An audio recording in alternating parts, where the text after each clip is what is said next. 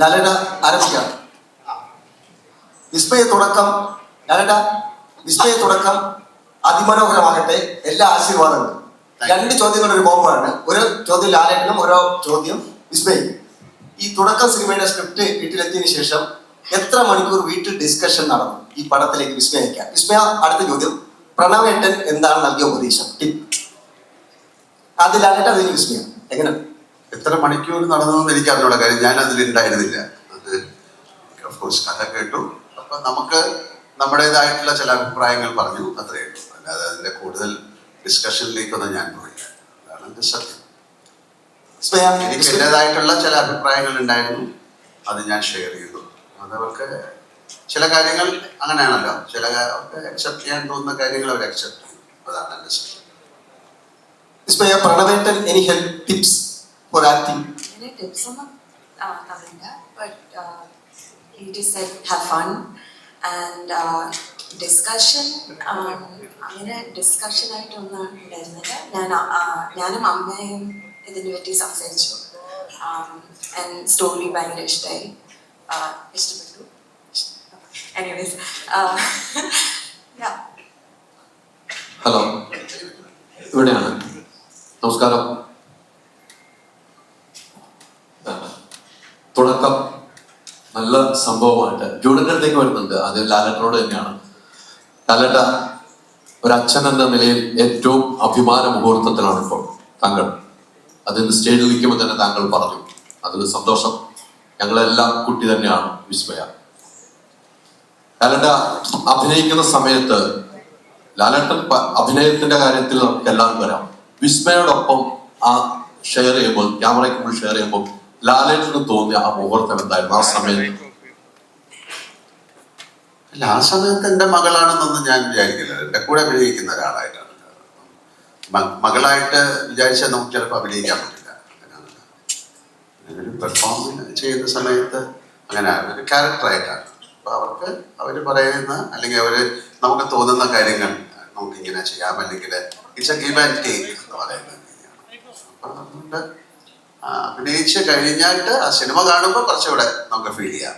അല്ലാതെ അഭിനയിച്ചുകൊണ്ടിരിക്കുമ്പോൾ ഞാൻ എൻ്റെ കൂടെയുള്ള ഒരു കൊളീഗായിട്ട് ഞാൻ വിചാരിച്ചു. അച്ഛൻ്റെ അടുത്ത് ചോദിച്ച ചോദ്യം തന്നെയാണ്. സിനിമകൾ ഒത്തിരി അച്ഛൻ്റെ കണ്ടിട്ടുണ്ട്. ഏറ്റവും ഇഷ്ടപ്പെട്ട സിനിമ കിരീടമാണെന്ന് പറഞ്ഞിട്ടുമുണ്ട്. ഈ സിനിമയിൽ അച്ഛൻ്റെ മുന്നിൽ പോയെന്ന് ഒരു ഡയലോഗ് പറയുമ്പോൾ, ജൂഡ് പറഞ്ഞു തരുന്ന ഡയലോഗ് പറയുമ്പോൾ എന്തായിരുന്നു ആ ഫീൽ?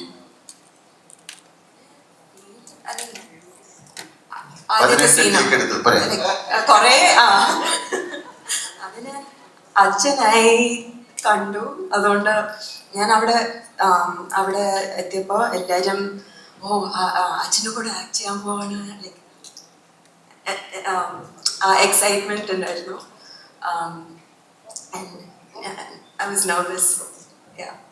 ഞാൻ നെർവസ് ആയിരുന്നു. 18 അല്ല 16, സോറി. ഹെൽപ്പ് ചെയ്തു, ട്യൂറ്ററിന് ഹെൽപ്പ് ചെയ്തു. എനിക്ക് ആദ്യത്തെ സീനിൻ്റെ ഫസ്റ്റ് ഷോട്ടായിരുന്നു പ്രശ്നം. പക്ഷെ പിന്നെ സീനിലോട്ട് പോയപ്പോൾ ഓക്കെ ആയിരുന്നു. Hi, Vismaya. I'm sitting right here. Okay. So you've spent years expressing yourself through poetry, painting, and everything. There, the creative control is almost under you. But here, when it's acting, it's more of a collaborative process and it's shaped by Jude's vision here. Is it difficult to let go of that control, emotional control, as an artist? So I would say that it's still the same kind of freedom. I wouldn't say that the freedom is any less with this process, because it's like, I mean, it's an art form, right? So you're still expressing in your own way. So it's not, yes, of course the director gives you his vision, but then it's your instrument, right? So you have to bring out your own creativity. Yeah. Thank you so much for the answer, sir. My question is to you. You've seen actors starting their journey through all these decades. As a father and as an actor, what do you think is the most important quality a co-actor, an experienced co-actor should have when he is with a person who's facing the camera for the first time? Basically common sense. Seriously. Because we are not supposed to ridicule them, or we should not give any kind of confusion to them. So be with them, travel with them, and you can, on the travel you can correct them, or you can learn so many things. So to be acclimatization, you need an acclimatization. They also need. So to be in that league and to be in our league, it's a beautiful process happening. So നമ്മുടെ co-actors-ന്റെ കൂടെ ഏറ്റവും രസകരമായിട്ട് make fun with them, be എന്താണ് ഒരു state of happiness exchange and make them comfortable. Same with Maya. അപ്പം മായ ഒരു sometimes we feel അയ്യോ ഈ കുട്ടി എന്താ ഇങ്ങനെ ചെയ്യണമെന്ന് ഇവരത്തല്ല എല്ലാവർക്കും തോന്നാം, മറ്റവർക്കും തോന്നാം. അതിനെ ഒരു ഇറിറ്റേറ്റഡ് ആകാതെ സെയിം വിത്ത് ഡയറക്ടേഴ്സ് ഓൾസോ അല്ലേ. ചില ഡയറക്ടേഴ്സ് ഉണ്ട്, ചില ദേഷ്യപ്പെടുന്നവരുണ്ടാവും, പക്ഷേ that will reflect the confidence of the actor. അപ്പോൾ ഇതൊരു പ്രോസസ്സാണ്, ഇറ്റ്സ് എ ഹാബിറ്റ്, ഇത് ഒരു പ്രാക്ടീസാണ്. So like he said, first day പോലെ ആയിരുന്നില്ല മായ 10th ഡേ, പിന്നെ ലാസ്റ്റ് ഡേ എന്ന് പറഞ്ഞു. So it's a process. So അതിന് യു നീഡ് ഇതൊരു സെൽഫായിട്ട് കണ്ടുപിടിക്കുക അങ്ങനെയൊക്കെ പറയണതൊക്കെ it's a more it can happen on the stage. This is something different entity wise, it's totally different cinema എന്ന് പറയുന്നത്. So you have to practice. നിങ്ങളുടെ ഒരു ഇൻ്റലിജൻസ് ആണ് അതിൻ്റെ പുറകിലുള്ളത്. And basically I believe an actor needs excellent common sense. Thank you. Thank you so much, sir. ഇപ്പോ നമ്മൾ മലയാളികൾക്ക് ലാലേട്ടൻ റെഫറൻസുകൾ ഇല്ലാതെ കടന്നുകൊണ്ട ദിവസങ്ങൾ കുറവാണ്. അപ്പോൾ മകളുടെ സിനിമ എന്ന് പറയുമ്പോൾ അതിന് വേറൊരു ഡയമെൻഷൻ തന്നെയുണ്ട്. ആ രീതിക്ക് ചെറിയ റെഫറൻസുകൾ വരാതിരിക്കാനുള്ള ശ്രമങ്ങൾ ഉണ്ടായിരുന്നു.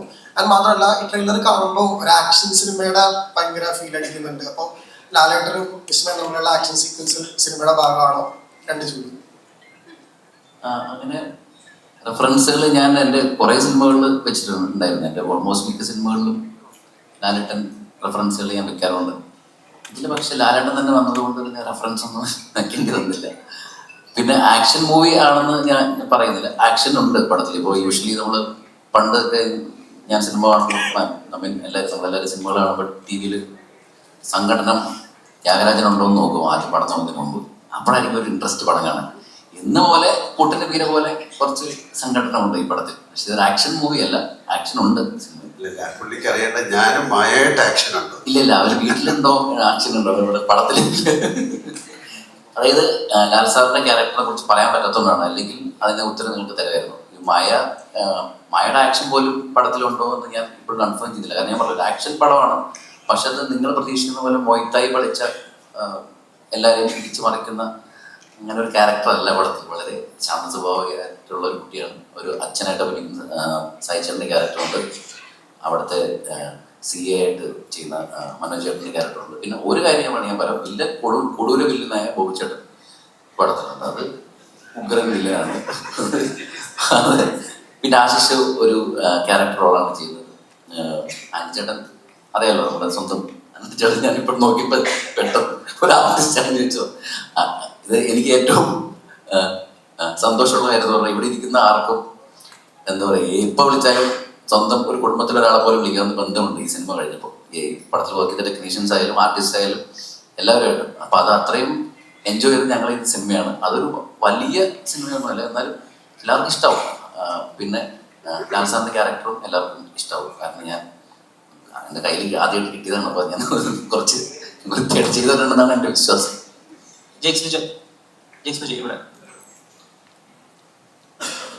ജെയ്ക്സന്റെ പലപ്പോഴും ഇന്റർവ്യൂകളിൽ പറയാറുണ്ട്, ഒന്ന് ഡൗൺ ആവുമ്പോൾ ഒന്ന് പേഴ്സണലി ഒരു ഇൻസ്പിറേഷൻ കിട്ടാനൊക്കെ വേണ്ടിയിട്ട് ഇടയ്ക്ക് തുടരൂല ഈ പോലീസ് സ്റ്റേഷൻ സീക്വൻസിലെ ലാലേട്ടന്റെ ജമ്പും അതിൽ കൊടുത്തിട്ടുള്ള ബാക്കിങ്ങും സ്വയം കൊടുത്തിട്ടുള്ള ബാക്കിംഗ് മ്യൂസിക്കിന്റെ കിട്ടുന്ന സന്തോഷം ഉൾക്കൊള്ളാറുണ്ട് നിങ്ങൾ. ഇപ്പം കുറച്ചും കൂടി വലിയൊരു സ്കെയിൽ കിട്ടിയിരിക്കുന്നു, കുറച്ച് റെസ്പോൺസിബിളും ആണ്. കാരണം ഒരു തുടക്കമുണ്ട്, അതുപോലെ തന്നെ അതിൽ ലാലേട്ടൻ പ്രസൻസും ഉണ്ട്. അപ്പോൾ ഈ തുടക്കത്തിന് വേണ്ടി സ്കോർ ചെയ്യുമ്പോൾ എന്താണ് ബേസിക്കലി മൈൻഡിൽ ഉണ്ടായിരുന്നത് ആസ് എ ഡിസൈൻ? ജൂഡ് പറഞ്ഞ പോലെ ഇതൊരു ഫാമിലി ഡ്രാമയാണ്. അതിൽ കൂടുതൽ എനിക്ക് ഇപ്പൊ പറയാൻ പറ്റില്ല. ഞാൻ കുറച്ച് എക്സൈറ്റ്മെന്റ് കൂടുതലുള്ള ആളാണ്.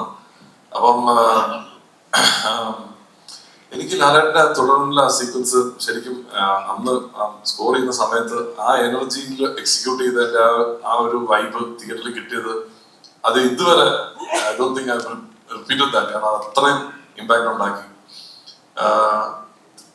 തുടക്കത്തിലെ സ്ക്രിപ്റ്റിൽ അനുയോജ്യമായ സ്കോർ തന്നെയാണ് കൊടുത്തത്. അപ്പൊ 7-ാം തീയതി കണ്ടിട്ട് പറയും, അത്രേ പറയാൻ പറ്റുള്ളൂ. ഇപ്പൊ നേരത്തെ ഇദ്ദേഹം അജിൻ ചോദിച്ചതുപോലെ നമുക്ക് ഒരുപാട് ലാലേട്ടൻ റെഫറൻസുകളുടെ സൗകര്യം ഉണ്ടല്ലോ ഇതിനകത്ത്. അല്ലെങ്കിൽ ഇപ്പൊ ലാലേട്ടൻ കൊണ്ട് എന്താ മോനെ എന്ന് പറയിപ്പിക്കലോ അല്ലെങ്കിൽ ലൈൻ കട്ട് എന്ന് പറയിപ്പിക്കലോ, ഇതൊക്കെ നമ്മുടെ ഒരു ശൈലിയായി, ഭാഷാ ശൈലിയായി മാറിയിരുന്നു. അപ്പൊ ഇതൊക്കെ അവോയ്ഡ് ചെയ്യുക. അതായത് അത് പറഞ്ഞാൽ, അത് വിസ്മയ മോഹൻലാൽ പറഞ്ഞാൽ വലിയ തിയേറ്റർ മൊമെന്റ് ആണ്. അത് പറയിപ്പിക്കാതിരുന്നിട്ട് വേറെ ഒരു കാര്യം ആലോചിക്കുക, അത് എത്രമാത്രം ടഫായിരുന്നു. അങ്ങനെ ഒന്നും ചിന്തിക്കേണ്ട വരവില്ലല്ലോ. കാരണം നമ്മളൊരു സിനിമയാണല്ലോ ചെയ്യുന്നത്. ഒരു ക്യാരക്ടറിനെ ബേസ് ചെയ്തിട്ടാണ് സിനിമ. ആ ക്യാരക്ടറും അതിന്റെ കൂടെ ഉള്ള ക്യാരക്ടേഴ്സ് വെച്ചിട്ടാണ് സിനിമ. ഞാൻ തമാശയ്ക്ക് ഒരു ദിവസം ലൊക്കേഷനുമായ അടുത്ത് പറഞ്ഞു ഇങ്ങനെ തോളി ജനിച്ച് നടക്കുമെന്ന് ചോദിച്ചു. വെറുതെ വീഡിയോ എടുക്കാനായിട്ട് അത് എനിക്ക് പോസ്റ്റ് ചെയ്യാനായിരുന്നു. പക്ഷെ മായ സമ്മതിച്ചില്ല, പറ്റില്ല എന്ന് പറഞ്ഞു. പിന്നെ ഒരു സീനിൽ ഞാനിങ്ങനെ ചോദിച്ചു, എന്താ മോനെ അങ്ങനെന്തോ ചുമ്മാ തമാശ, പടത്തിലൊന്നുമില്ല. കാരണം നമ്മൾ സിനിമ ഇപ്പം ലാലേട്ടൻ റെഫറൻസുകൾ ഞാൻ യൂസ് ചെയ്തിരിക്കുന്ന പോലും സിനിമകളിൽ അത് വളരെ ബ്ലണ്ടായിട്ട് പോകുമ്പോഴാണ്. അല്ലാതെ ഒരു ഫോഴ്സ്ഡ് ആയിട്ട് നമ്മളൊരു സാധനം യൂസ് ചെയ്തിട്ടില്ല. ഈ സിനിമയിൽ അങ്ങനെ ഒരു ഏരിയ വന്നില്ല. അറിയില്ല. പിന്നെ ഞാൻ മനഃപൂർവ്വം ഒരു സാധനം ചെയ്യാൻ ആലോചിക്കാറില്ല. സിനിമയുടെ എന്താണോ അതിൻ്റെ തിരക്കഥയിൽ എന്താണ് ആവശ്യപ്പെടുന്നത് അതിൻ്റെ കൂടെ യാത്ര ചെയ്യാനാണ് കൂടുതൽ ഇഷ്ടം. ആൻഡ്രു ചേട്ടാ ഇപ്പം ഒരു പ്രൊഡ്യൂസർ മാത്രമല്ല, ഒരു നടന്റെ അച്ഛനും കൂടിയാണ്. നടന്റെ അച്ഛനും കൂടി ആയിട്ടാണ് ഇപ്പൊ ഇവിടെ ഇരിക്കുന്നത്. ഈ സിനിമയിലേക്ക് ജോക്കുവിനെ കൊണ്ടുവരണം അല്ലെങ്കിൽ ജോക്കു വരണം എന്ന് ആൻഡ്രു ചേട്ടനാണോ ഏറ്റവും കൂടുതൽ ആഗ്രഹിച്ച്, അതോ ശാന്തി ചേച്ചിയായിരുന്നു ആഗ്രഹിച്ചത്? അല്ല, ഞങ്ങളങ്ങനെ ഒരു സിനിമാ നടനാകണമെന്നോ അല്ലെങ്കിൽ അങ്ങനെ ആകുമെന്നോ ഒന്നും വിചാരിച്ചിട്ട് ഉള്ള യാത്രയല്ല. ഈ കഥ കേട്ടു, മായയുടെ സിനിമയുടെ കഥയാണല്ലോ കേൾക്കുന്നത്. അപ്പൊ ആ കഥ കേൾക്കുന്ന സമയത്ത് നമുക്കതിലേക്ക് ഇന്നൊരു ക്യാരക്ടർ ചെയ്താൽ നല്ലതല്ലേ എന്നുള്ളൊരു ആശയം ഉണ്ടായി. അത് എല്ലാവർക്കും സ്വീകാര്യമായി അങ്ങനെ വന്നതാണ്. അല്ലാതെ അതിന് വേണ്ടിയിട്ടൊരു തയ്യാറെടുപ്പും കാര്യങ്ങളൊന്നും ഉണ്ടായിരുന്നില്ല. സത്യത്തിൽ അങ്ങനെയൊന്നും ഉണ്ടായിരുന്നില്ല. അതാണ് ശരിക്കും പ്രണവിന്റെ പടത്തില് ഒരു വേഷം ചെയ്യാൻ വേണ്ടി ആഗ്രഹമുണ്ടായിരുന്നു. അത് 2-3 വർഷമായിട്ട് ഞങ്ങൾ സംസാരിച്ചുകൊണ്ടിരിക്കുന്നുണ്ട്. അതെപ്പോഴെങ്കിലും നടക്കുമെന്ന് വിചാരിക്കും. നേരത്തെ പറഞ്ഞൊരു നടന്റെ അച്ഛനും കൂടിയാണ്. ഇനി മറ്റ് ഡേറ്റുകൾ കൊടുക്കാൻ, മറ്റ് ഡേറ്റുകൾ മറ്റുള്ളവർക്ക് ഞാനിപ്പോൾ ജോലി ചെയ്യുന്ന സ്ഥലത്ത് തന്നെ അങ്ങ് പോകും. ഓക്കെയാണോ? അവിടെ ഞാൻ വളരെ ഹാപ്പിയാണ്. ഓക്കെ. എന്റെ ചോദ്യം സായികുമാർ സാറിനോടാണ്. സോ സാർ, ഒരുപാട് decades of experience, you acted with a lot of talent.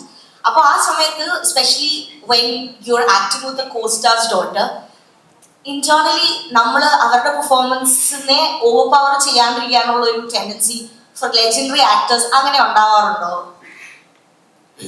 അങ്ങനെ ഉണ്ടാവാറില്ല. കാരണം നമ്മൾ അഭിനയിക്കുന്ന ഒരു പടത്തിനകത്ത് നമ്മളെ വിളിക്കുന്ന ഒരു ക്യാരക്ടറിൽ അത് ഡിമാൻഡ് ചെയ്യുന്നതായിട്ടുള്ള കുറച്ച് കാര്യങ്ങളുണ്ട്. അതാണ് നമ്മൾ കൊടുക്കാൻ ഉദ്ദേശിക്കുന്നത്. അപ്പൊ നമ്മൾ കൊടുക്കുമ്പോൾ നമ്മുടെ കൂടെയുള്ള കോ ആർട്ടിസ്റ്റിന്റെ അടുത്തും നമുക്ക് എന്താ പറയാ, സന്തോഷത്തോടുകൂടി അവരത് പറയാൻ പറ്റും. ഇങ്ങനൊരു മൊമെന്റ് കൂടെ ഉണ്ടായിരുന്നെങ്കിൽ ഞാനിങ്ങനെ ഇട്ടാൽ അങ്ങനെ വന്നാൽ നന്നായിരിക്കുമോ എന്ന് ചോദിക്കാറുണ്ട്. അത് എല്ലാവരുടെ അടുത്തും ഇല്ല. അത് ഇഷ്ടപ്പെടുകയും അതിനെപ്പറ്റി അറിയാൻ താല്പര്യം പ്രകടിപ്പിക്കുകയും ചെയ്യുന്ന ആൾക്കാരെ നമുക്ക് കാണുമ്പോൾ മനസ്സിലാകുന്നത് കൊണ്ട് അങ്ങനെയുള്ള ആൾക്കാരടുത്ത് മാത്രം നമ്മൾ ചെറിയ സജഷൻസ് പറയാറുണ്ടെന്ന് വെച്ചാൽ വേറെ ഒന്നും ചെയ്യാറില്ല.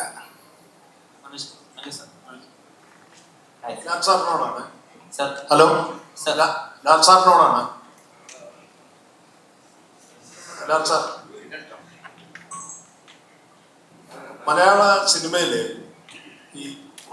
ഇപ്പൊ സായികുമാർ എന്ന് പറഞ്ഞ നടന്റെ ആ കുടുംബം, അദ്ദേഹത്തിന്റെ അച്ഛൻ, അങ്ങനെ ആ കുടുംബം ഒരു കലാകുടുംബം പോലെ വന്നിട്ടുണ്ട്. അതുപോലെ എൻ പിള്ള. ഇപ്പൊ മലയാള സിനിമയിൽ മോഹൻലാൽ എന്ന് പറഞ്ഞ നടൻ 48 വർഷമായി, 50 വർഷമാകും. അദ്ദേഹത്തിന്റെ മകൻ വന്നു, അതിനുശേഷം ഇപ്പോൾ മകൾ വന്നു.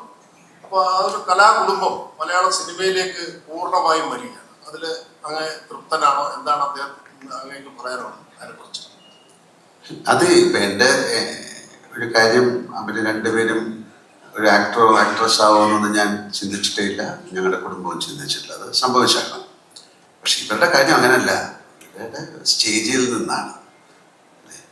അവരുടെ ഫാമിലി ആയിട്ട് അത് തുടങ്ങി, അവരെപ്പോഴും കണ്ടുകൊണ്ടിരുന്നു. പക്ഷെ ഞങ്ങളുടെ കുടുംബവും ഇപ്പോൾ എൻ്റെ സുച്ചിയുടെ ഫാമിലി ആയാലും ഒക്കെ സിനിമയിൽ നിന്നുള്ള ആൾക്കാരാണ്. ഞാൻ മാത്രമേ ഉള്ളൂ എൻ്റെ ഫാമിലിയിൽ നിന്ന് സിനിമയിൽ ആദ്യം വന്നത്. അപ്പം അതിൽ വളരെ സന്തോഷമുണ്ട്. കാര്യം ഇത് ബ്യൂട്ടിഫുൾ ജോബ്, നല്ലൊരു സൗന്ദര്യമുള്ള ജോലിയാണ് അഭിനയിക്കുക എന്ന് പറയുന്നത്. ഏറ്റവും നന്നായിട്ട് ചെയ്യുമ്പോഴാണ് അതിൻ്റെ സന്തോഷം. പിന്നെ ആസ് ആൻ ആക്ടർ എന്നോട് ചോദിച്ചു കഴിഞ്ഞാൽ ഞാൻ വളരെ ബ്ലെസ്ഡ് ആയിട്ടുള്ള ഒരു ആക്ടറാണെന്നാണ് ഞാൻ വിശ്വസിക്കുന്നത്. കാര്യം എനിക്ക് നല്ല എഴുത്തുകാരെ കിട്ടി, തിരക്കഥാകൃത്തുക്കളെ കിട്ടി, സംവിധായകരെ കിട്ടി, കൂടെ അഭിനയിക്കാൻ ഏറ്റവും മനോഹരമായിട്ടുള്ള ആൾക്കാരെ കിട്ടി. അവരുടെയൊക്കെ ഒരു ഓർമ്മ, അവരുടെയൊക്കെ ഒരു സ്നേഹത്തിൽ കിടന്നാണ് ഞാൻ വളർന്നത്. ഈ കുട്ടികൾക്ക് അങ്ങനെ കിട്ടട്ടെ എന്ന് ഞാൻ പ്രാർത്ഥിക്കാം. അല്ല, ഞാൻ എൻ്റെ ഫാമിലിയിൽ 2 പേരെന്ന് പറഞ്ഞുകൊണ്ട് അവർക്ക് കാര്യമില്ല. ഇവരൊക്കെ അത് പ്രൂവ് ചെയ്ത് അവര് ആൾക്കാരാണ്. അപ്പൊ ഈ ഒരു ആക്ടറിന് ഒരു നല്ല വേഷം കിട്ടുക എന്ന് പറയുന്നത് ഭയങ്കര ഭാഗ്യമാണ്, ഏത് ആക്ടറായാലും. അപ്പൊ ഇവർക്കും അങ്ങനെ നല്ല വേഷങ്ങൾ കിട്ടട്ടെ, നല്ല സംവിധായകരെ കിട്ടിയിട്ടേ കൂടെ അഭിനയിക്കാൻ. പക്ഷെ എനിക്കുള്ള സങ്കടം എന്ന് പറഞ്ഞാൽ എൻ്റെ കൂടെ അഭിനയിച്ച പലരും നമ്മുടെ കൂടെ ഇല്ല. ബ്രില്യൻ്റ് ആയിട്ടുള്ള ആക്ടേഴ്സ് ആയിരുന്നു. അവരുടെയൊക്കെ ഒരു ബ്ലെസ്സിങ്സും ഇവരുടെ സപ്പോർട്ടും നേരത്തെ സായി പറഞ്ഞ പോലെ ഒരു ഗിവ് ആൻഡ് ടേക്ക് വളരെയധികം ഉണ്ടായിരുന്നൊരു സമയമാണ്. നമ്മുടെ നിർവ്വഹണ ചേട്ടനായിട്ടോ ഗോപി ചേട്ടനുമായിട്ടോ അല്ലെങ്കിൽ വാസി സാറുമായിട്ടോ നസീർ സാറോ അങ്ങനെ ഒരുപാട് ആൾക്കാരുമായിട്ട് അഭിനയിക്കാൻ ഭാഗ്യം ചെയ്ത ഒരാളാണ് ഞാൻ. ശിവാജി ഗണേശനായാലും അമിതാഭ് ബച്ചനായാലോ നാഗേശ്വര റാവു സാറോ രാജ്കുമാർ സാറൊക്കെ ആയിട്ടുള്ള ഒരു ലെജൻഡറി ആക്ടേഴ്സിൻ്റെ ഒരു ബ്ലെസ്സിങ് ഞങ്ങൾക്ക് കിട്ടിയിട്ടുണ്ട്. അതുപോലെ ഇവർക്ക് കിട്ടാൻ സാധ്യത കുറവാണിപ്പോൾ. അവരൊക്കെ പോയി, എന്നാലും അവരെയൊക്കെ സ്മരിച്ചുകൊണ്ട് അവർ മുന്നോട്ട് പോയി കഴിഞ്ഞാൽ they are also blessed. അവർക്ക് അതിനുള്ള ഭാഗ്യം ഉണ്ടാകട്ടെ എന്ന് പ്രാർത്ഥിക്കാം. മനോജ് സർ, ഇപ്പോൾ മനോജ് സർ പണ്ട് ലാലേട്ടൻ സാഗർ റിലീസ് ആക്കിയ സമയത്ത് ഒരു ഭക്ഷണത്തിനോട് എങ്ങനെയാണ് ബഹുമാനം കാണിക്കുന്നത് എന്ന് പറഞ്ഞൊരു ക്ലിപ്പ് ഭയങ്കര വൈറലായിരുന്നു. അതിനോട് എങ്ങനെയാണ് ആദരവപൂർവ്വം പെരുമാറേണ്ടത് ഭക്ഷണത്തിനെ പറ്റി. അപ്പം അതിൽ ലാലേട്ടൻ എന്നുള്ള മനുഷ്യൻ ബേസിക് ആയിട്ടുള്ള ഫുഡിനോട് എത്രമാത്രം ബഹുമാനം കാണിക്കുന്നു എന്നാണ് നമുക്ക് മനസ്സിലായത്.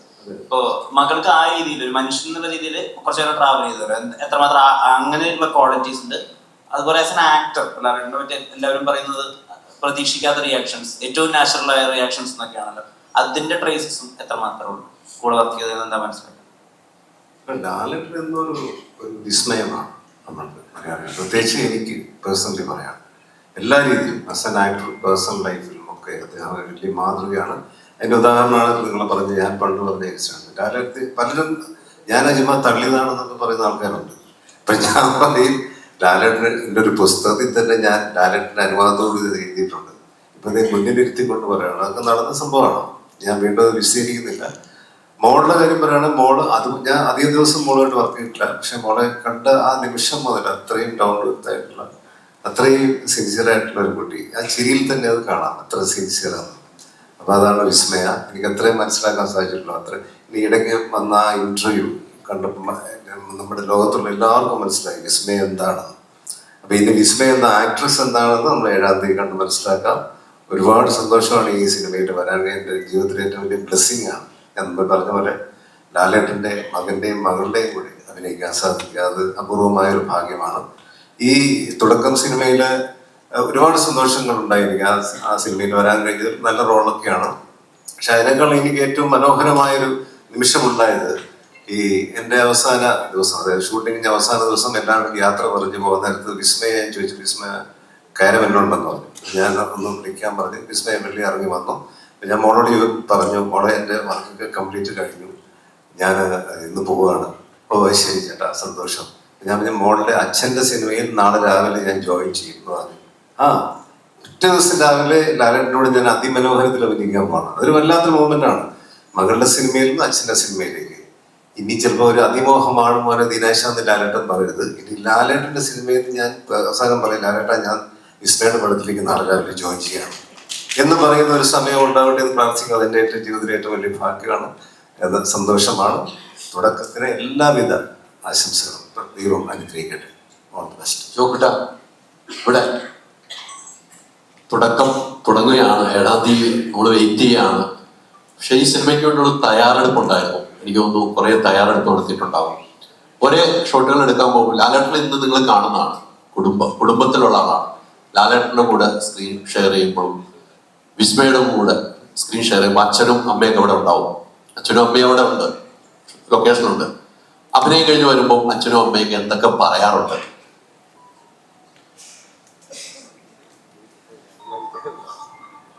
എനിക്കൊരു കാര്യം പറയണമെന്നുണ്ട്, പക്ഷെ എനിക്കതിപ്പോ പറയാൻ പറ്റില്ല. കാരണം ഒരു ഭയങ്കര ഒരു ഇൻസിഡന്റ് ഉണ്ടായിട്ടുണ്ടായിരുന്നു അതേപോലെ ഷൂട്ടിന്റെ സമയത്ത്. കാരണം അപ്പയും അമ്മയും ആദ്യം തൊട്ട് ഉണ്ടായിരുന്നു. അപ്പോ പിന്നെ ഒരു ക്വസ്റ്റ്യൻ ചോദിച്ചല്ലോ പ്രിപ്പറേഷനെ പറ്റി. എത്ര തയ്യാറെടുപ്പുകൾ എന്തൊക്കെയുണ്ട്? ആക്ച്വലി ഞാൻ കുറെ സിനിമകൾ കണ്ടിട്ടുണ്ടായിരുന്നു. സിനിമ ഷൂട്ടിന് മുൻപായിട്ട് നാലഞ്ച് വരെ ഞാൻ കുറെ കണ്ടിട്ടുണ്ടായിരുന്നു.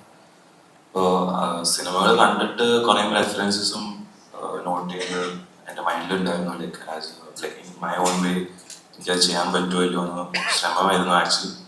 അപ്പോൾ അങ്ങനെ feel like I watch like lot of movies. അതായിരുന്നു എൻ്റെ പ്രിപ്പറേഷൻ. പിന്നെ ഓബിയസ്ലി ജൂഡേട്ടൻ ഭയങ്കര അടിപൊളിയായിട്ട് എക്സ്പ്ലെയിൻ ചെയ്ത് പറ്റിയിരുന്നു. അത് I feel like it's a very big blessing for me. കാരണം ഓരോ സീനും എന്നെ ഹെൽപ്പ് ചെയ്തിട്ടുണ്ടായിരുന്നു അത്രയും point out, like because I feel like is a professionalist. അപ്പോൾ കിട്ടുന്നത് വരെ ഈ കീപ്സ് ട്രൈങ്. സോ എനിക്ക് ഭയങ്കരമായിട്ട് എക്സ്പ്ലെയിൻ ചെയ്ത് തന്നു.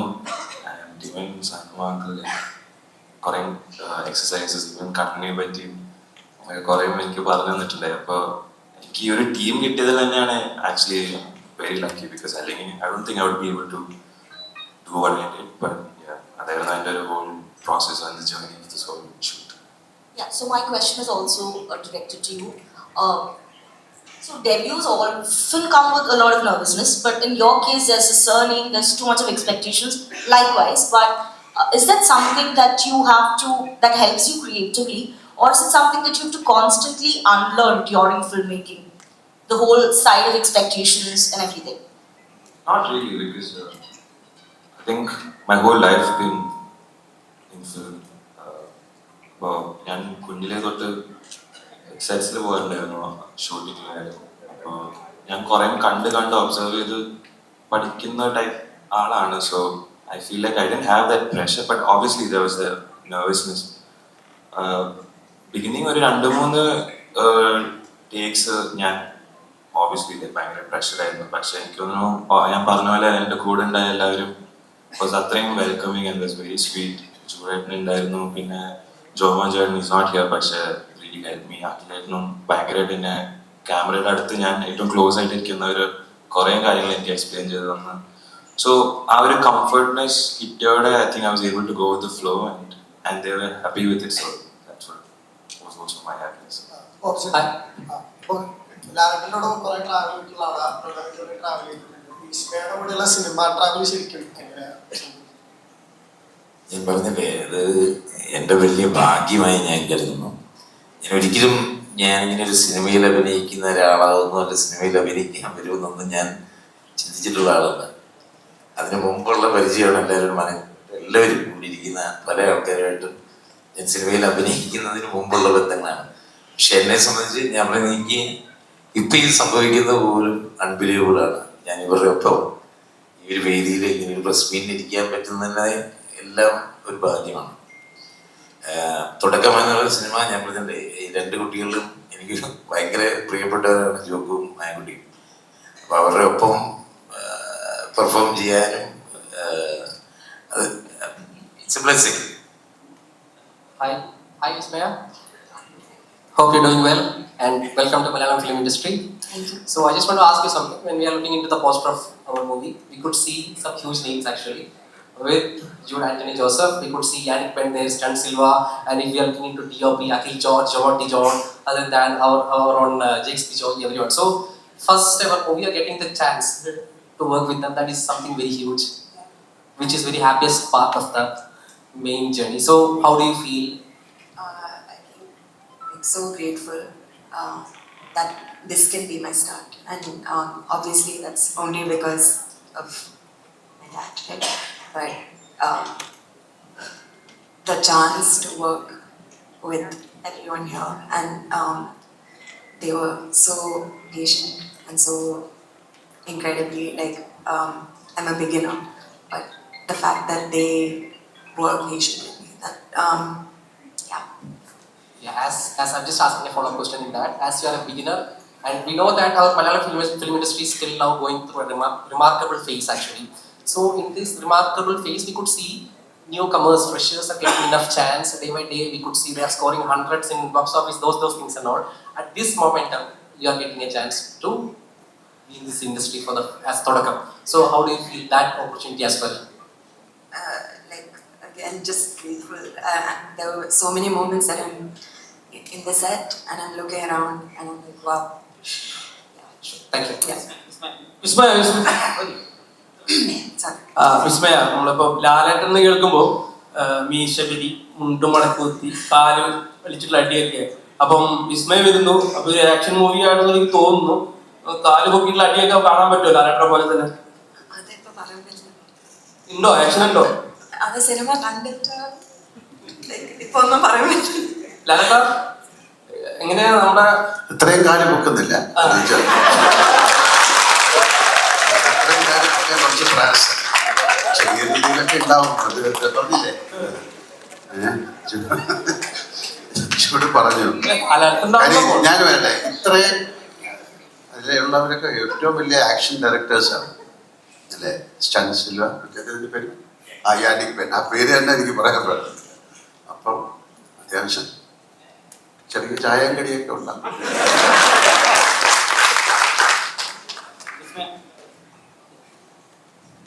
അതിന്റെ വീട് പാവം. ലാലേട്ടനോട് ചോദിക്കാം. ഇപ്പൊ ഞങ്ങൾക്ക് തന്നെ കുറച്ച് ടെൻഷനും ആകാംക്ഷയൊക്കെ ഉണ്ട്. എന്താണ് വിസ്മയ ചെയ്യാൻ പോകുന്നത്? ഇപ്പൊ ട്രെയിലർ ഇംപ്രസീവ് ആണ്, ഇന്റർവ്യൂ കാണുമ്പോൾ അത് നമുക്ക് വളരെ റിലേറ്റബിൾ ആയിട്ട് തോന്നുന്നുണ്ട്. എന്നാലും ഇപ്പൊ തന്നെ കാണുമ്പോൾ കുറച്ച് ടെൻഷൻ ഉള്ള പോലെ തോന്നുന്നുണ്ട്. അല്ലല്ല, ഇത് മാറ്റാൻ, ടെൻഷൻ മാറ്റി വയ്ക്കൂ, അല്ലെങ്കിൽ ഇത് ഈ പ്രഷറിനെ ഹാൻഡിൽ ചെയ്യാൻ ലാലേട്ടൻ എന്തെങ്കിലും ഒരു അച്ഛൻ എന്നുള്ള രീതിയിൽ ഉപദേശിക്കുന്നുണ്ടോ? ഒരു കാര്യമില്ല. ടെൻഷൻ ഞാൻ അവർ തന്നെയല്ലേ മാറ്റി വയ്ക്കേണ്ടത്. ടെൻഷൻ അടിക്കേണ്ട കാര്യമൊന്നുമില്ലല്ലോ. ഇതൊരു എക്സാം എഴുതിയത് പോലെയാണ്. നന്നായിട്ട് എഴുതിയാൽ ജയിക്കും, മോശമായിട്ട് എഴുതിയാൽ തൂക്കും അല്ലേ? So it's already happened. പക്ഷെ ഈ ഞാൻ പറയുന്ന പോലെ എനിക്ക് ആദ്യത്തെ സിനിമയിൽ അഭിനയിക്കുമ്പോഴൊന്നും ഇങ്ങനത്തെ ഒരു ടെൻഷനില്ല. ഇപ്പൊ 370ാമത്തെ സിനിമയിൽ അഭിനയിക്കുമ്പോൾ എനിക്ക് ടെൻഷനില്ല. അതൊരു പ്രിപ്പറേഷൻ, അത് അറിയാതെ സംഭവിക്കുന്നു. കുട്ടികൾക്ക് തീർച്ചയായിട്ടും ഉണ്ടാവും. അന്നത്തെ സിനിമ പോലെ അല്ലേ ഇപ്പം ഭയങ്കരമായ കോമ്പറ്റീഷനാണ്, ഒരുപാട് കാര്യങ്ങളുണ്ട്. നമുക്കൊന്നും ഇങ്ങനെ ഒരു സിനിമ കഴിഞ്ഞിട്ട് ഇത്രയും പേരുടെ മുമ്പിൽ നിന്ന് സംസാരിക്കേണ്ട കാര്യങ്ങളൊന്നും ഉണ്ടായിരുന്നില്ല. ഒരുപാട് സ്വാതന്ത്ര്യങ്ങളുണ്ടായിരുന്നു. ഇത് സ്വാതന്ത്ര്യം ഇല്ലായ്മ എന്നല്ല പറയുന്നത്. സോ അവരുടെ ലൈഫിനെ കുറിച്ച് കുറച്ചൊരു ടോളറൻസ് ലെവൽ കൂടുതലായിരുന്നു ഞങ്ങൾക്ക്. ഇപ്പോഴും ഇവർക്ക് ആ ടോളറൻസ് ലെവൽ ഉണ്ടാക്കിയെടുക്കണം അല്ലേ? ഇതൊരു പ്രത്യേക ഫീൽഡാണ് സിനിമ ഇൻഡസ്ട്രി എന്ന് പറയുന്നത്. ഒരു സക്സസിനെ നമ്മൾ അപ്രോച്ച് ചെയ്യുന്ന പോലെ തന്നെ ഫെയിലിയറിനെയും അപ്രോച്ച് ചെയ്യാൻ പഠിക്കണം. ഇതിൽ മാത്രമല്ല, ജീവിതത്തിൽ മുഴുവൻ. അപ്പൊ അതുകൊണ്ട് അവരുടെ ടെൻഷനിലേക്ക് നമ്മൾ പോയിട്ട് ഈ ടെൻഷൻ അടിക്കുക അത് വീണ്ടും ടെൻഷനാവില്ലേ? അപ്പൊ അതുകൊണ്ട് ഒരു കുഴപ്പമില്ല, വരുന്ന പോലെ വരട്ടെ അല്ലേ? നമുക്കൊരു സിനിമയുടെ ട്രെയിലർ ലോഞ്ച് നടന്നു, ട്രെയിലർ കണ്ടു, ഇനി സിനിമ കാണാൻ പോവാണ്. ആ സിനിമയെ കണ്ടിട്ട് വിലയിരുത്തും. നല്ല സിനിമയാണെങ്കിൽ നല്ലതെന്ന് പറയും അല്ലേ? അങ്ങനെ എനിക്ക് പറയാൻ പറ്റുള്ളൂ. വെറുതെ ഇരിക്കുന്ന ആളുടെ ടെൻഷനിൽ പോയിട്ടൊന്നും കുത്തി നോക്കരുത് പ്ലീസ്. നിങ്ങളുടെ ഈ ടെൻഷന്റെ കാര്യം പറഞ്ഞതുകൊണ്ട് പറയാണ്. കാരണം ഈ പ്രണവ് സിനിമയിൽ അഭിനയിക്കാൻ വരുന്ന സമയത്ത് ആദ്യമേ പറഞ്ഞിരുന്നു, ചേട്ടാ ഈ ഇന്റർവ്യൂസിനൊക്കെ കുറച്ച് ടെൻഷനാണ്. അപ്പൊ നമ്മളത് അങ്ങനെ അനുവദിച്ചു കൊടുത്തു. മായ സിനിമയിൽ വന്നപ്പോഴും ഇത് തന്നെ പറഞ്ഞിരുന്നു, അയ്യോ ഇത് എല്ലാവരുടെ മുന്നിൽ വന്നിട്ട് ഇങ്ങനെ സംസാരിക്കാൻ പറഞ്ഞ നമ്മളങ്ങനെ ഒരുപാട് ചോദ്യങ്ങൾക്ക് ഉത്തരം പറയാനൊക്കെ. ഇപ്പൊ നമ്മളെന്ന് പറഞ്ഞില്ല, അങ്ങനെ ഒന്നുമില്ല, അങ്ങനെ ഒന്നും മോള് വരണ്ടെന്ന് പറഞ്ഞു. സിനിമയെല്ലാം കഴിഞ്ഞപ്പോൾ ഞാൻ തന്നെയാണ് പറഞ്ഞത്, ഇല്ല മോളെ അതാ ഒന്ന് ജസ്റ്റ് വന്നാൽ അവരെന്തെങ്കിലും നമ്മുടെയൊക്കെ ഫ്രണ്ട്സ് അല്ലേ എന്തെങ്കിലും രണ്ടു വാക്ക് പറഞ്ഞാൽ മതി എന്ന് പറഞ്ഞ ആ പാവം വന്നിട്ട് അതിനിപ്പോ എന്താ സംസാരിക്കേണ്ടതെന്ന് അറിയാത്ത അവസ്ഥയായി. ഇതാണ് സത്യസന്ധമായ കാര്യം. Okay. Sir, one question to you. You always describe your filmmaking process as instinctive rather than a lot of elaborate performances. But watching this, did you recognize her own style of preparation, or could you connect it with your style of just going with the flow? Now she has got a problem of the language. ഒരു നമ്മുടെ language command എന്ന് പറയുന്ന ഭയങ്കരമാണ്. So she doesn't have that kind of ഒരു fluency ഇല്ല. So normally ആക്ടേഴ്സിന് it can happen to actors when they are not very fluent with the language. They'll stick on to that line. So I should not make A mistake എന്ന് പറയും. അപ്പോൾ അതിലോട്ട് focus ചെയ്യാൻ നോക്കും. എങ്ങനെയെങ്കിലും ഈ ഡയലോഗ് പറഞ്ഞ് ഞാൻ രക്ഷപ്പെട്ടിട്ടില്ല. പക്ഷെ അതല്ല, slowly it is A practice. അപ്പം അതിൽ ഒരു നമുക്കുള്ള ഒരു വാട്ട് ഈസ് ഇംപ്രവൈസേഷൻ, ഞാൻ ചെയ്തു. അത് നമ്മളറിയാതെ നമ്മൾ ഒരു ഇൻഡ്യൂറ്റീവ് മൈൻഡിൽ നിന്നുണ്ടാകുന്ന ഒരു പ്രിപ്പറേഷനാണ് അത്. Sometimes you will get naturally or you can cultivate it, you can develop it. അത് that is their intelligence. But I think as ഇവരൊക്കെ പറഞ്ഞ പോലെ ഒരു ബിഹേവ് ചെയ്യാൻ പറ്റുന്ന ഒരാളാണ്. പിന്നെ അവർ ഓൾറെഡി ഒരുപാട് പ്ലേ ഒക്കെ ചെയ്തിട്ടുണ്ട്. ബട്ട് പ്ലേ പോലെ അല്ലല്ലോ സിനിമ. അപ്പം ആ ഇൻഡ്യൂറ്റീവ് മൈൻഡ് അവർ ഡെവലപ്പ് ചെയ്ത് വരണം. അതിന് നമ്മൾ പോയി പറഞ്ഞിട്ട് കാര്യമല്ല. That she has to develop her own way. അതിന് ഇറ്റ്സ് എ പ്രോസസ്. അത് സ്ലോലി ഐ തിങ്ക് ഒരു കുറച്ച് ബ്രില്യൻ്റ് ആയിട്ടുള്ള ആൾക്കാർ association watching movies they can cultivate and they can bring out. അതിന് സാധിക്കട്ടെ എന്ന് നമുക്ക് പ്രാർത്ഥിക്കാം. എനിക്ക് തോന്നുന്നത് പോരെ ചോദിച്ചോളൂ. അല്ല, എൻ്റെ അടുത്ത് പോരാന്ന് സോ എനിക്ക് തോന്നുന്നു നിങ്ങളുടെ ഒരു കൂട്ടുകെട്ട് ഏകദേശം നിങ്ങളുടെ 3 ആൾ, ജെയ്സേട്ടൻ അടക്കം നിങ്ങളുടെ 3 ആളുകളുടെ ഒരു കൂട്ടുകെട്ട് നോക്കുവാണെങ്കിൽ 3 to 5 ഫിലിംസ് ഏകദേശം ആയിട്ടുണ്ട്. നമ്മുടെ ടെക്നിക്കൽ ആസ്പെക്ട്സിൽ നോക്കുമ്പോൾ ഏറ്റവും പ്രധാനപ്പെട്ട ഒരു ഘടകമാണ് സൗണ്ട് ഡിസൈൻ, അല്ലാന്നുണ്ടെങ്കിൽ DOP എന്നുള്ള മ്യൂസിക്. അതിന്റെ ആ ഒരു വേവ് ലെങ്ത് നിങ്ങൾ ഒന്നിച്ച് വർക്ക് ചെയ്യുമ്പോൾ അത് എത്രത്തോളം വർക്ക് ആവുന്നു അതാണ് നമ്മളും ഫീൽ ചെയ്യാൻ പറ്റും. നമുക്ക് ആ ട്രെയിലറിൽ ഏറെക്കുറെ ഫീൽ ചെയ്യാൻ പറ്റി. അപ്പം എങ്ങനെയായിരുന്നു അപ്പം ഈ പറഞ്ഞ പോലെ ആശീർവാദിന്റെ വിസ്മയ വരുന്നൊരു സിനിമ എന്നൊക്കെ പറയുമ്പോൾ ഒരുപാട് അറിയാലോ എത്രത്തോളം ആളുകൾ കാത്തിരിക്കുന്നു, അതിന്റെ പ്രഷർ കാര്യങ്ങളൊക്കെ ഉണ്ടാവും. ഇതിന്റെ ഇടയിലെ കൂടെയും വർക്ക് ചെയ്യുന്ന സമയത്ത് എത്രത്തോളം നിങ്ങൾക്ക് ഒരു ഇത് വന്നു, ഈ പടത്തിൽ എത്രത്തോളം ഒരു ഔട്ട്പുട്ട് വന്നു എന്ന് പ്രതീക്ഷിക്കുന്നില്ല? What you feel? അല്ല, ശരിക്കും ഞാൻ ആദ്യം പറഞ്ഞ പോലെ ഭയങ്കര ഭാഗ്യമായിട്ട് കരുതുന്നു. കാരണം ഇതൊരു വളരെ റെയർ ആൻഡ് സ്പെഷ്യൽ മൊമെന്റ് ആയിട്ടാണ് ഞാൻ ഫീൽ ചെയ്യുന്നത്, ഇവിടെ ഇരിക്കുന്നത് ഉൾപ്പെടെ. കാര്യം ലാലേട്ടൻ്റെ കൂടെ ഒരു വേദിയിൽ ഇരിക്കുക എന്ന് പറയുന്നത്, അതും ഇവിടെ നിൽക്കുന്ന ഇവിടെ ഉള്ള എല്ലാവരും, ഞാൻ നിങ്ങൾ ഉൾപ്പെടുന്ന എല്ലാവരും എനിക്ക് തോന്നുന്ന വിസ്മയ നന്നായിട്ട് അഭിനയിച്ച് കാണണമെന്ന് ഭയങ്കര ആഗ്രഹം തോന്നുന്ന ആൾക്കാരാണ്. അപ്പൊ അതേപോലെ തന്നെയാണ് ലാലേട്ടനിൽ ഞാൻ വിശ്വസിക്കുന്നു. അപ്പൊ ആ ജേണിയിൽ ലാലേട്ടന്റെ കൂടെ നിൽക്കുന്ന ഒരു ഫീലാണ്. ഈ എന്താണെന്നറിയില്ല, കാര്യം ഇത് വളരെ അടുപ്പം ഉള്ള ഒരാൾ ഒരുപാട് പേരുടെ സ്നേഹം നേടാൻ പോകുന്ന ഒരു മൊമെന്റിന്റെ തുടക്കമാണ്.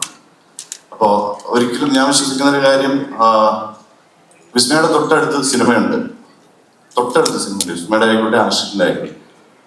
അതുകൊണ്ട് ആകാം സിനിമ ഇത് സംഭവിക്കുന്നതെന്ന് ഇന്റർപ്രിറ്റേഷൻസ് ഉണ്ടാവും, അങ്ങനെ പല ഇന്റർപ്രിറ്റേഷൻസ് ഉണ്ട്. പക്ഷെ നിങ്ങൾ ഒരു ചെറിയ വ്യത്യാസമുള്ള, ഞാൻ ഈ സിനിമ മുഴുവൻ കണ്ട് അതിന്റെ പൂർണ്ണമായിട്ടുള്ള പ്രോഡക്റ്റ് കണ്ട ആളാണ്. അത് കണ്ടു കഴിഞ്ഞപ്പോൾ ഒരു സന്തോഷം തോന്നി, ഒരു പോസിറ്റിവിറ്റി തോന്നി എന്ന് ഞാൻ മുമ്പേ പറഞ്ഞു. അത് സിനിമ കണ്ടു കഴിയുമ്പോൾ എല്ലാവരിലേക്ക് എത്തും എന്ന് ഞാൻ വിശ്വസിക്കുന്ന ഒരു കാര്യമുണ്ട്. സിനിമ അടുത്തുള്ളത് കൊണ്ടല്ല ഈ സിനിമ സംഭവിച്ചത്, വിസ്മയുടെ അടുത്തുള്ളതുകൊണ്ടല്ല. സിനിമയോട് വിസ്മയ്ക്ക് അത്ര ഇഷ്ടമുള്ളതുകൊണ്ട് സിനിമ വിസ്മയിലേക്ക് എത്തിയതാണെന്ന് നമുക്ക് എല്ലാവർക്കും ഫീൽ ചെയ്യും എന്ന ഒരു വിശ്വാസം ഈ സിനിമ കണ്ടു കഴിഞ്ഞപ്പോൾ എനിക്ക് തോന്നുന്നു. അപ്പോ ഇതിൽ വർക്ക് ചെയ്യാൻ പറ്റുക എന്ന് പറയുന്നൊരു വലിയ ഭാഗ്യമായിട്ട് കരുതുന്നത്. കാരണം ഞാൻ ഇതിനു മുമ്പിൽ ചെയ്ത ലാലേട്ടൻ്റെ പടം തുടരുവാണ്. അപ്പോ ഒരു ഭാഗ്യം എന്ന് പറയുന്നത് ലാലേട്ടൻ്റെ സിനിമ എത്ര പേരായിരിക്കും കാണുന്നത് എന്നുള്ളൊരു സത്യം. എത്ര പേരാണ് ഓരോ മൊമെന്റും എൻജോയ് ചെയ്യുക തിയേറ്ററിൽ അല്ലെങ്കിൽ അതിന് ശേഷം. അപ്പം അതിന്റെ ശബ്ദം, സൗണ്ട് ഡിസൈൻ ചെയ്യുക, അല്ലെങ്കിൽ എനിക്ക് തോന്നുന്നു ഇവിടെ എല്ലാവരും ഫീൽ ചെയ്യുന്ന ഒരു കാര്യമാണത്. ലാലേട്ടനിലൂടെ കൂടുതൽ ആൾക്കാരിലേക്ക് എത്തുക എന്ന് പറയുന്നത് ഒരു മോഹൻലാൽ സിനിമയിൽ സംഭവിക്കുന്ന മാത്രം കാര്യമാണ്. അപ്പോ അത് വിസ്മയ മോഹൻലാൽ എന്ന് പറയുന്ന ഇപ്പോ ഇനി നമുക്കെല്ലാവർക്കും കിട്ടിയ ഒരു നല്ല നടി എന്ന് ഞാൻ വിശ്വസിക്കുന്നു. അപ്പം അതിലേക്കുള്ള ഒരു യാത്രയിൽ കൂടെ ഒരു പാർട്ടാകുക എന്ന് പറയുന്നത് ശരിക്കും പറഞ്ഞു കഴിഞ്ഞാൽ എപ്പോഴും സംഭവിക്കുന്ന കാര്യമില്ല. അതിന്റെ ഭാഗമാകാൻ കഴിഞ്ഞതിൽ ഈ പറയുന്ന പോലെ ജൂഡിന്റെ ഡയറക്ഷനിൽ അത് നമുക്കൊരു ഫ്രീഡം ഡയറക്ടർ തന്നാൽ മാത്രമേ നമുക്ക് നമ്മുടെ ആഗ്രഹത്തിന് ചെയ്യാൻ പറ്റുള്ളൂ. നമ്മുടെ ആഗ്രഹത്തിന് ചെയ്യുമ്പോൾ നമ്മൾ ആഗ്രഹിക്കുന്ന പോലെ ചെയ്യണമെന്നുണ്ടെങ്കിൽ കൂടെയുള്ള ആൾക്കാർ, ഇപ്പൊ ജെയ്ക്സിന്റെ മ്യൂസിക് ആയിക്കോട്ടെ, ജെയ്ക്സിന്റെ മ്യൂസിക് ആയിക്കോട്ടെ, വിഷ്വൽസ് ആയിക്കോട്ടെ, അത് എഡിറ്റ് ചെയ്ത് ചമനായിക്കോട്ടെ, ഇതൊരു ടോട്ടാലിറ്റിയിൽ നമ്മൾ ആ ഒരേ ആഗ്രഹത്തിൽ വർക്ക് ചെയ്യുമ്പോഴാണ് ഒരു ടോട്ടൽ പ്രോഡക്റ്റ് പ്രേക്ഷകർ ആഗ്രഹിക്കുന്ന രീതിയിൽ പ്രേക്ഷകർക്ക് എൻജോയ് ചെയ്യാൻ പറ്റുന്ന രീതിയിൽ ഒരു സിനിമയായിട്ട് മാറുന്നത്. അപ്പോ അങ്ങനെ ഒരു സിനിമയുടെ പാട്ടാകാൻ കഴിഞ്ഞതിലും അത് സംഭവിച്ചുകൊണ്ടിരിക്കുന്നതിലും എനിക്ക് അതിന്റെ എല്ലാ സന്തോഷവും. Hi Akhil. Sorry to interrupt. One last question for Akhil. Sorry to interrupt. നമ്മൾ പറഞ്ഞായിരുന്നു ഒരു 10-15 മിനിറ്റ്സ് ആണ്. എനിക്ക് തോന്നുന്നു to all the media friends നമുക്ക് അത്യാവശ്യം എല്ലാ ഡീറ്റെയിൽസും റിലേറ്റഡ് ടു ദ മൂവി കിട്ടിയിട്ടുണ്ട്. To one last question and നമ്മൾ വൈൻഡ് അപ്പ് ചെയ്യും. One last question for Akhil. Akhil, കളയാണെങ്കിലും എല്ലാന്നുണ്ടെങ്കിൽ നമ്മൾ 2018 വരുവാണെങ്കിലും ഇതിലൊക്കെ നമ്മൾ ഈ ഫൈറ്റ് സീൻസ് കാര്യങ്ങളൊക്കെ ഭയങ്കരമായിട്ട് സിനിമാറ്റോഗ്രാഫി ആളുകൾ ഭയങ്കരമായിട്ട് വെൽക്കം ചെയ്യപ്പെട്ടാണ്. സോഷ്യൽ മീഡിയ അടക്കം അതിനെ കുറിച്ച് ഒരുപാട് പോസ്റ്റുകളും കാര്യങ്ങളൊക്കെ കണ്ടിട്ടുണ്ട്. സോ ഈ സിനിമയിലേക്ക് വരുമ്പോൾ ഒരു ആസ്പെക്ട്സിലേക്ക് കൂടെ ഞാൻ ചോദിക്കട്ടെ, അതായത് നമ്മുടെ Yannick Ben and stunt Silva വരുന്നുണ്ട്. അപ്പോൾ സ്വാഭാവികമായിട്ടും ഫൈറ്റ് സീൻസും കാര്യങ്ങളൊക്കെ അധികം ഇവർ പറയുന്നില്ല പോട്ടെ, എന്നാൽ പോലും ആ സമയത്ത് ഉണ്ടായ എഫേർട്ട് കാര്യങ്ങളല്ലേ ഇവരെ കൊണ്ടൊക്കെ ചെയ്യിപ്പിക്കാൻ പറ്റിയ കാര്യങ്ങൾ ജസ്റ്റ് ഒന്ന് മെൻഷൻ ചെയ്യാൻ പറ്റുമോ? ആക്ച്വലി ഞാൻ മാത്രമല്ല സിനിമയുടെ സിനിമാറ്റോഗ്രാഫർ. ആദ്യം സ്റ്റാർട്ട് ചെയ്ത ജോമൻ ചേട്ടനായിരുന്നു. പുള്ളി വേറെ പടങ്ങളുടെ ഡേറ്റ് ഇഷ്യൂസും അങ്ങനെ പ്രശ്നങ്ങളുള്ളതുകൊണ്ട് പുള്ളി മാറി, ഞാൻ വന്നു. പ്ലസ് ഇന്നൊരാൾ സുദീപും കൂടി ഇതിനകത്ത് വർക്ക് ചെയ്തിട്ടുണ്ട്. ആക്ച്വലി ഞാൻ ഇതിന്റെ ഫൈറ്റ് സീക്വൻസുകൾ വർക്ക് ചെയ്തിട്ടില്ല. സുദീപും ജോമൻ ചേട്ടനോട് ഇതിന് ഫൈറ്റ് സീക്വൻസുകൾ വർക്ക് ചെയ്തിരിക്കുക. ഞാൻ മെയിൻലി സീൻസ് ആയിരുന്നു കൂടുതലും വർക്ക് ചെയ്തത്. അപ്പൊ അതുകൊണ്ട് തന്നെ ഫൈറ്റ് സീക്വൻസിനെ പറ്റി ഞാനത് പറയുന്നില്ല. ഇവിടെ അടുത്ത പടം മോഹൻലാൽ സാറിന്റെ കൂടെ ഒന്ന് പറഞ്ഞിട്ടുണ്ടായിരുന്നു. അടുത്ത പടം അല്ല പറഞ്ഞ അങ്ങനെയല്ല, ചർച്ച ചെയ്യുന്നുണ്ട്, കേരളത്തിൽ മൊത്തം ചർച്ച ചെയ്തു. ആഗ്രഹമാണ് ഞാൻ പറഞ്ഞത്. തുടക്കത്തിന്റെ ഒരു തുടക്കം വിസ്മയോട് കൂടി ഇനി ലാലാട്ടിന് വെച്ച് ആ 3 മക്കളെയും കൂട്ടിയ ഒരു സിനിമ. ഈശ്വരൻ അങ്ങനെ ഒരു ഭാഗ്യം തരട്ടെ. അനുചേട്ടൻ പ്രൊഡ്യൂസറും അങ്ങനെ ഒരു ഭാഗ്യം കൂടെ തരട്ടെ. സത്യം അത് പറയാൻ പറഞ്ഞത് എനിക്ക് ഒരു പോയിന്റ് ഞാൻ നേരത്തെ സംസാരിച്ചപ്പോൾ പറയാൻ പറ്റുന്നതാണ്.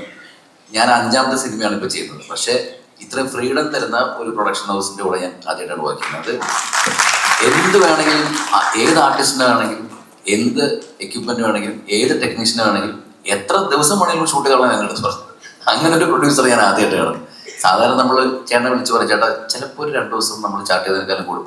മോനെ അത് സാരമില്ല, പുതിയ കുട്ടിയല്ലേ, എത്ര ടേക്ക് കൊണ്ടുവരും. പിന്നെ ഞാൻ എനിക്ക് തോന്നുന്നു ഞാൻ മായ എടുത്തോളൂ, മായ എനിക്ക് പ്രശ്നമല്ല, പ്രൊഡ്യൂസർക്ക് പ്രശ്നമില്ല, പിന്നെ ആർക്കാണ് കുഴപ്പം, മായ ധൈര്യമായിട്ട് അഭിനയിച്ചത്. അതൊരു ഭയങ്കര ബലമായിരുന്നു. കാരണം അങ്ങനെ ഒരു പ്രൊഡ്യൂസറുടെ ഒരു വാക്ക് എല്ലാവർക്കും ഭയങ്കര പോസിറ്റീവ് കാര്യമാണ്. Thank you everyone. Thank you so much.